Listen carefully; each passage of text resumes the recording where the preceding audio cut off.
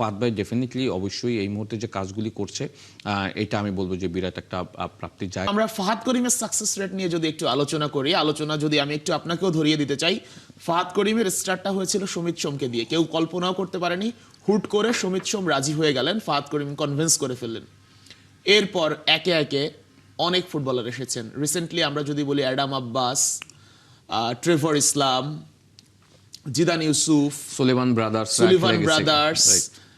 যদি নারী ফুটবলে যায় আনিকা রানিয়া এবং শাইলা মেদিনা আসছে। এরপরে ফারহান আলী ওয়াহিদ, বিগ নেম। ফাহাদ ভাইয়ের সাকসেস রেটটা নিয়ে আসলে আপনি কি বলবেন? কারণ আমি আপনাকে একটু ইনক্লুড করতে চাই এখানে। যখন আমরা ফারহান আলীর কথা শুনেছি, ইভেন ফাহাদ করিম এখন আলোচনা চলতেছে জায়ান হাকিমকে নিয়ে। এই একটা কাজ রানিং আছে, আরও রানিং আছে কিছু কাজ। তো এই যে সাকসেস রেটটা, আমরা ফারহান আলীর কথা শুনে এসেছি কি ফারহান আলী সময় চায়, তার বাবা সময় চায়, সেই সময় না দিয়ে তাদেরকে কনভিন্স করা গেছে।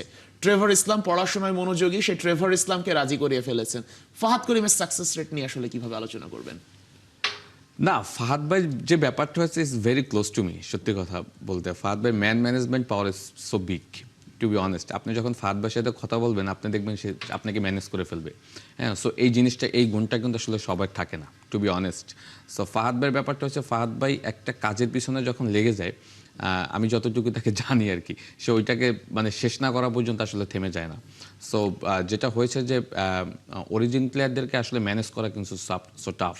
তারা কিন্তু অনেক কিছু চিন্তা করে, নিশ্চয়তা চায়, অনেক কিছু চিন্তা করে ইন ফিউচার, তাদের কেরিয়ার, তাদের ফাইন্যান্সিয়াল ব্যাকগ্রাউন্ড সব কিছু মিলেই কিন্তু তারা একটা ডিসিশন আসে। স্পেশালি যারা হাই প্রোফাইল বা যাদের ইন ফিউচার, যাদের খুব ভালো ব্রাইট ফিউচার, তাদের ম্যানেজ করা কিন্তু সো টাফ।